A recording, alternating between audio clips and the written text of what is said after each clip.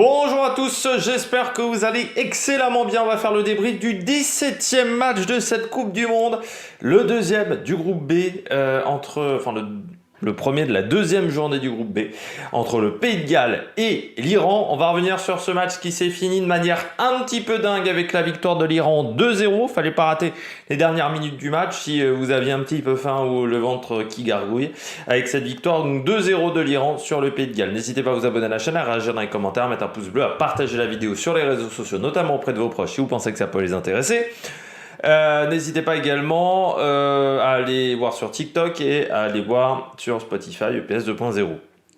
On commence tout de suite avec ce match Pays de Galles, Iran, victoire donc 2-0 des Iraniens.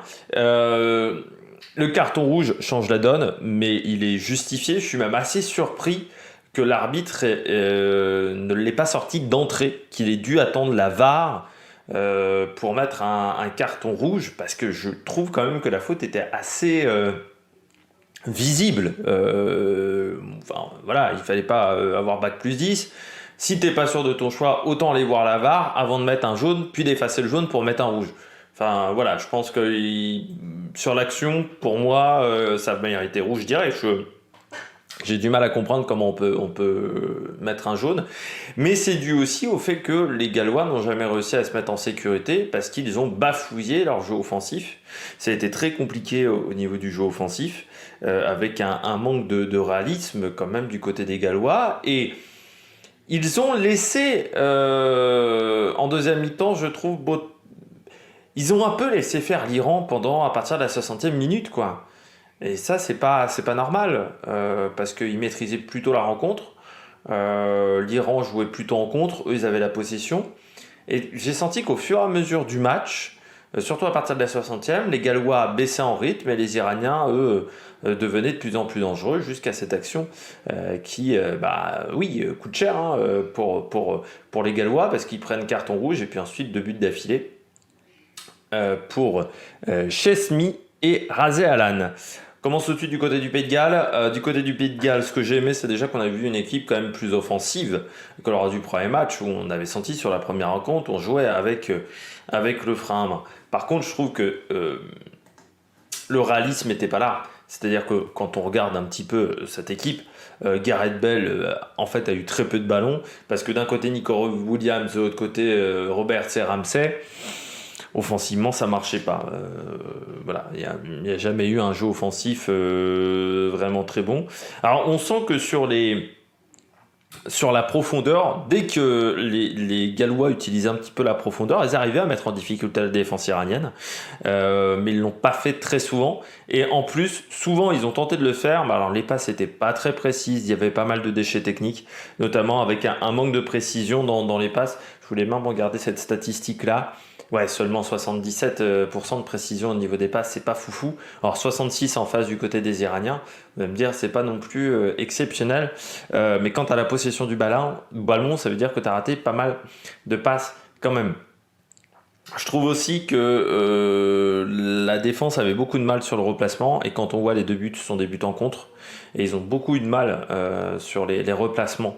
Dans le jeu défensif, les Gallois, et ça leur coûte cher sur la fin de la rencontre, mais bon, ça aurait pu leur coûter même plus cher avant, mais les Iraniens n'ont pas non plus fait preuve d'un énorme réalisme dans cette rencontre. Donc voilà, ça a été de toute façon, en général, cette rencontre était quand même assez brouillonne, et surtout dans les 30 derniers mètres d'un côté comme de l'autre, mais les Gallois, eux, n'ont pas réussi à trouver la mire, alors que du côté des Iraniens, une fois que le gardien a changé, ils ont trouvé plus facilement la mire. Du côté des Iraniens, moi, ce que j'ai aimé, c'est le collectif qui a vraiment...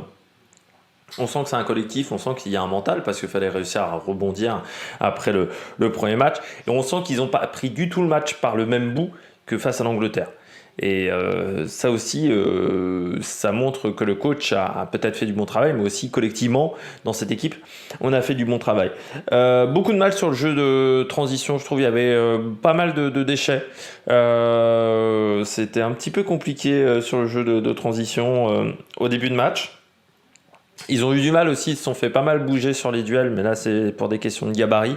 C'est vrai que les Gallois ont quand même des sacrés gabarits, notamment en défense. Et c'est vrai que sur les duels, je crois qu'ils se sont tous fait un peu manger sur les duels. Donc dès qu'ils allaient au duel, c'était compliqué. La défense, alors la défense qui collectivement tenait très bien la route, sauf quand les Gallois ont mis un petit peu de vitesse, un petit peu de profondeur, où là, on sentait que tout de suite, c'était très vite péril dans la demeure. Ça partait très vite dans des situations de panique. Alors que, bon, certes, vous avez Gareth Bale, mais en fait, Gareth Bale, il a touché assez peu de ballons pendant la rencontre, plutôt les autres qui touchaient des ballons. Ça a été un petit peu plus compliqué. Oui, du côté de l'Iran, une défense qui est en place, un gros pressing aussi, qui a beaucoup gêné les Gallois sur les sorties de balles, où ils ont eu beaucoup de mal avec le pressing iranien. Et puis oui, il y avait une question de mental quand même, réussir à rebondir après un premier match qui était très difficile pour cette équipe. C'est du bon boulot fait par l'Iran. Voilà, je crois qu'on a tout dit du côté de l'Iran. Si, pas mal de fautes aussi du côté de l'Iran. Et des fautes qui fait qu'ils ont quand même pas mal de situations où on aurait pu mettre carton jaune. C'est vrai que l'arbitre a pas mis énormément de cartons dans cette rencontre. Monsieur, je vais le retrouver peut-être dans la compo. Je ne sais pas si je l'aurai, l'arbitre. Non, je l'aurai pas. Mais je trouve que voilà, du côté de l'arbitre, on a laissé jouer énormément et je trouve qu'on aurait pu sanctionner aussi un peu plus les Iraniens pendant le match parce qu'il y avait pas mal de gestes. Surtout en deuxième mi-temps où on aurait pu sanctionner, mais même les Gallois, je trouve que voilà. Ils se prennent un carton rouge, les Gallois, mais au final, il n'y a que 2 cartons côté gallois, que 2 cartons du côté iranien, donc c'est assez faible, alors que pourtant, il y a eu pas mal de fautes, je dirais, et c'est peut-être aussi ça qui a rendu la rencontre assez brouillonne dans ce match. Du côté des hommes du match, dans cette rencontre, on va revenir là-dessus, ça m'a fait un petit retour écran bien dégueulasse. Du côté des hommes du match, je dirais bien entendu Hennessy, bien malgré lui du côté du Pays de Galles, mais la sortie elle est complètement ratée et ça coûte vraiment extrêmement cher dans cette équipe. Et je trouve que Nico Williams a fait vraiment un bon début de match. Le problème de Nico Williams, comme de Ampadu, c'est qu'il y avait l'envie, ça c'est clair et net. Par contre, techniquement, parfois c'était un peu difficile. Ils se battaient un petit peu avec leurs jambes de temps en temps. C'était un petit peu compliqué. Et puis un flop aussi, Gareth Bale, parce qu'on l'a très peu vu dans le match, Gareth Bale. C'était un petit peu compliqué. Du côté de l'Iran, les latéraux, parce que c'est vrai que les latéraux, c'est ce qui fait la différence même sur la fin de match entre le début de la rencontre, c'est que les latéraux, les fois où ils sont montés, ils ont été assez dangereux. C'est le but du côté de Radzelan, mais c'est souvent partie des latéraux les situations les plus dangereuses des Iraniens. Et puis Azmoun, peut-être un peu moins bon, il a beaucoup tenté, mais au niveau du réalisme, c'était pas trop ça du côté d'Azmoun. On passe désormais à la suite de la compétition avec la dernière journée dans ce groupe qui donc est le groupe B. La dernière journée de match, on aura donc l'Iran qui jouera face aux États-Unis et le Pays de Galles face à l'Angleterre. Ça sera à 20h, ça sera le 29 novembre.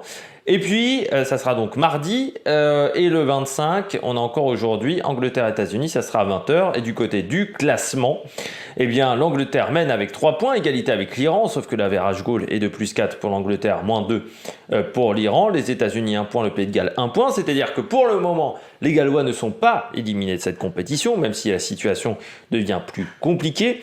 Malgré tout, il ne faut pas que les États-Unis gagnent face à l'Angleterre. Si les États-Unis gagnent face à l'Angleterre, là, ça deviendrait extrêmement compliqué, voire mission impossible pour les Gallois pour aller chercher la qualification. Mais c'est sûr que, imaginons que les États-Unis fassent match nul face à l'Angleterre, ça nous donnerait une dernière journée très intéressante dans ce groupe B. N'hésitez pas à vous abonner à la chaîne, à réagir dans les commentaires, à mettre un pouce bleu, à partager la vidéo sur les réseaux sociaux, notamment auprès de vos proches, vous pensez que ça peut les intéresser. Et puis on se retrouve à 17h pour le débrief du match entre le Sénégal et le Qatar. Allez, ciao ciao!